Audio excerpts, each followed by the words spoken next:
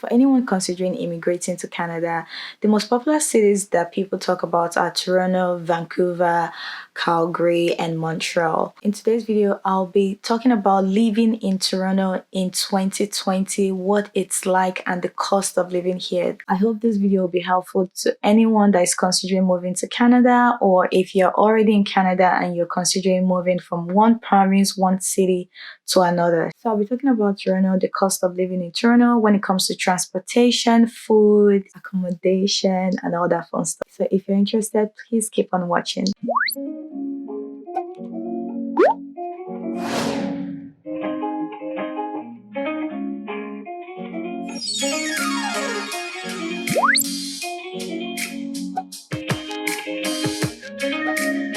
Welcome back, everyone. If you're new to my channel, please feel free to subscribe. I share content on hair beauty and a healthy lifestyle, and I also have other videos on Toronto, like a drive-through and a Niagara Falls vlog, so you guys can check that out. I'm going to put the link above and down below and at the end of this video. Also, if you're a returning subscriber, thank you so much for coming back. You guys are the best. Thank you. So like I said, Toronto is the most popular city here in Canada, and when it comes to living here, the most popular questions is, what does it cost? So I'm going to be starting from accommodation. What is the accommodation like? In Toronto, we have downtown, midtown, and we have the GTA areas, North York also. So it depends on where you live in when it comes to the cost of accommodation. Accommodation can be a hassle here, especially when you're on a budget. But generally, the cost of living in downtown, if you're looking for a one-bedroom apartment, is like 2,100 to 2,300. If you're looking for a studio for, let's say, a single person, a student, you should be looking at $1,800 to $2,000 in downtown. However, if you move farther away from downtown, the farther away you are to downtown, the cheaper your accommodation gets. So if you're living somewhere in North York, or you're living in the GTA areas like Scarborough, like Mississauga, like Etobicoke, if you're living in those areas, then you can get a studio for about $1,500 to $1,800, whereas a one bedroom you can get for $1,700 to around $2,000. Now, even within Toronto City, you can still be able to get a studio or a one bedroom for $1,800 if you're looking at a basement. So it really depends on what obviously your choice is, and your accommodation, I believe, will depend on where you want to work or where you want to study, because that also matters, to live close to where you want to work or where you want to study. Now, when it comes to accommodation, it does not just end in the apartment cost per month. So let's say you pay $1,800 for a studio apartment. In some apartment buildings, they require you to pay a tenant fee, and usually tenant fee is around $35. It's called tenant insurance. Not all apartments require this, but some do. Also, you're going to pay for parking if you have a car. Now, parking fee is around, it's between the range of $75 for indoor or outdoor parking in your apartment to about $200 depending on where you live. Parking fee is never free, so you might be paying $1,700 for your apartment, but then you're paying like $150 for parking fee. Also, you might have to pay for hydro if your bills are not covered in the rent. So when it comes to hydro, it's about $50 per month if you cannot afford to live on your own here in Toronto. You can definitely get a roommate. I feel like that is something that a lot of people do, especially when you come here and you're single, or it's like two people. People peer a lot. People get roommates. You can get like a two-bedroom apartment, and like three of you are sharing that two-bedroom apartment, or two of you are sharing it. That way you're able to split your rent, because if you're just going to pay by yourself and live by yourself, and you're young and you're just trying to get a job and all that, it can be really strenuous on your finances. And you can obviously check Kijiji for roommates, though I know it can get crazy when you're living with someone that you don't know from anywhere. But just for a temporary period of time, you might be able to get a good roommate, and you might be able to manage your accommodation until you're able to get something better. Also, when it comes to accommodation, finding accommodation can be a hassle, and I'm going to be very sincere with you, especially if you're a foreigner or you're a new immigrant, or let's say you're even moving from one province to Toronto. It can be a hassle because the thing is, Toronto accommodation keeps getting expensive every single year. Here in 2020, it's even more expensive, regardless of whatever is going on right now, the lockdown and all that. It's still expensive. So the landlords, they know that the accommodation is expensive and they want to have that assurance that you can afford it. So they are going to require some documents from you, and if you cannot provide those documents, or you are unable to satisfy them with your documents, then you're not going to be getting an accommodation, especially if you don't have a job. So let's say you're brand new in Canada, or you're just moving from one province to Toronto and you really don't have a job, you're just searching for a job. My dear, the landlords are going to use you to do shakara. Like, they are going to tell you to first get a job before they give you an apartment. So you might have to face that. A lot of landlords do not give you apartments if you don't have a job. So what people also do is they get a temporary place to stay, then they get a job.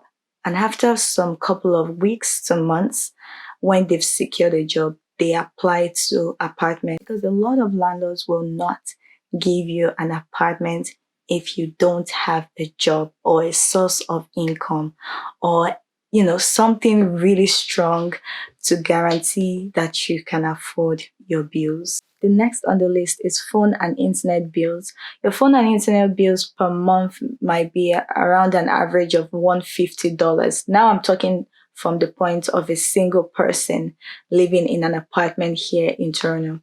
So, like I mentioned, you might have to pay for parking space. Most likely, you're going to pay for parking space if you're getting an apartment. So, when it comes to transportation, Toronto's transportation is very reliable. We have buses and subways everywhere.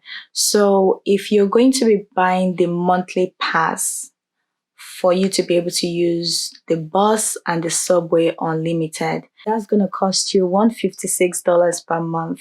But if you're just going to buy a day pass, it's going to be around $13.50. Also, if you're going to buy just a one-way ticket, it's going to cost you $3.25. So that's the public transport fee. Another thing you can do is to buy 12 months bus pass, which is going to be cheaper. Instead of you paying $156 per month for your monthly ticket, it will be around $143 per month for your monthly ticket if you buy 1 year full. So that's it for the public transport. Now, when it comes to driving, if you have a car in Toronto, you would enjoy yourself. If you don't have a car, you will still enjoy yourself.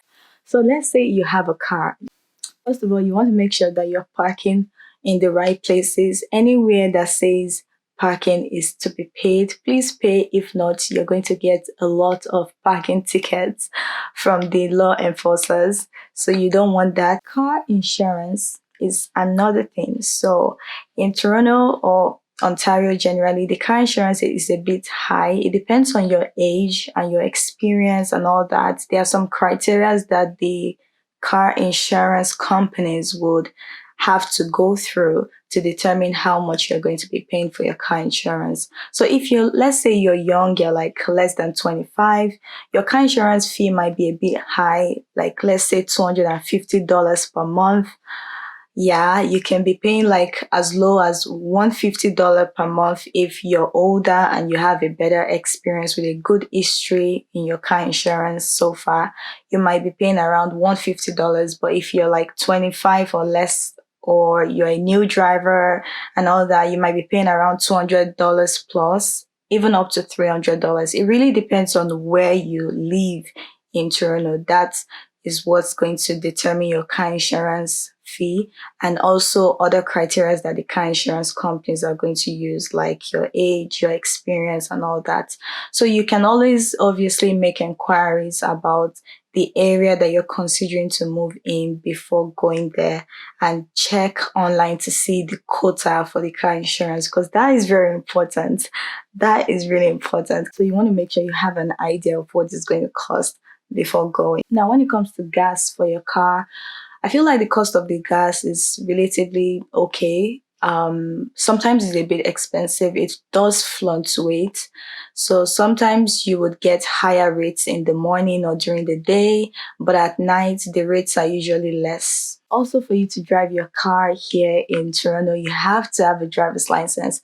So let's say you're coming from a different country to Toronto. Obviously, you have an international driver's license, and then you have to change it to the Ontario driver's license, right? After a period of time, you have to change it to the Ontario driver's license, which is going to cost you some money to do the changes. Everything costs you money. So let's say you're moving from another province in Canada to Toronto, Ontario. You still have to change your driver's license to the Ontario driver's license after a period of time. So you also have to pay for that. Now, if you're a brand new driver, or you're just trying to get your driver's license, it's also going to cost you a lot of money. Generally, for your driver's license, you have the G1 license, which is the first license you get after passing the knowledge test. You can be able to drive with that license, with so many restrictions, like you need to have someone that has a G license to be beside you while driving every time, and you can drive on some highways. So that has its own restriction. And then you do the G2 driver's license, which you can be able to drive on your own. You have a lot more freedom. And then we have the final license, which is the G license. So with the G license, you have all your freedom to drive anywhere in Canada. If you're a brand new driver and you have to take like a driving course, it's going to cost you another money. But aside the driving course, let's say you're just doing the G1, the G2, the G3, altogether, you're going to spend over $300 to get all those license done. Yes. All right. So for food, here it depends on your budget. Honestly, it depends on what you like. The most budget-friendly food here is to buy your groceries and cook at home. And if you're able to stick to just buying groceries and cook at home, if you're a single person or you're like a couple or two people, your average expense on food can be around $250 Canadian dollars. Everything I'm saying is in Canadian dollars. That is if you don't buy food outside. But if you like to once in a while buy food outside, go to restaurants to eat. Restaurants here are very expensive. I'm not going to lie to you. They look all rosy, but they are quite expensive. And even the fast foods are a bit expensive. It's going to be more economical for you to cook at home. And you do have a lot of options. You have so many options when it comes to food. There are so many stores that you can buy your groceries from. You have a lot of Chinese stores. You have a lot of cheaper stores here, like Food Basics, like No Frills. It makes the grocery shopping easier for you, basically. And you can get almost everything you need from these grocery stores. Obviously, they are high-ended grocery stores, but it all depends on what you want. If you're okay, if you're on a budget, you can definitely get something within your budget for food. The other thing is health insurance. So if you have the federal health insurance, obviously health here is going to be free for you, but some things definitely will not be covered under the federal health insurance. So there's also an insurance called the OHIP insurance. That's the Ontario insurance for permanent residents, citizens, or people on work permit more than 6 months. So if you have that insurance, you're good. If you don't have the insurance, you can get a private insurance from work, from school, wherever. For cost of education here in Toronto, I'll prefer to do another video for that. If you guys are interested in cost of education, like the high school, the elementary school, the university, let me know in the comment box below so that I can do a different video for that. Also, if you guys would like to compare Toronto with Montreal, because I moved from Montreal to Toronto. I used to live in Montreal, and coming here, there's just a lot of differences that I can pick out. And if you guys want a comparison video, Montreal versus Toronto, I'll be more than happy to do that. Let me know also in the comment box below. The weather here in Toronto is the general Canada weather. It's usually cold.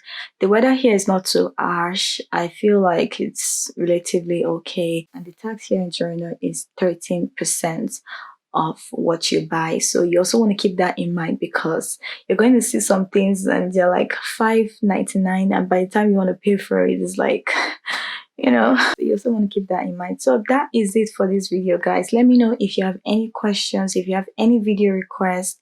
Also, don't forget to check out my other videos on Toronto, my Niagara Falls video and my drive through Toronto video. Thank you so much for watching, guys. I'll see you in my next video. Bye for now.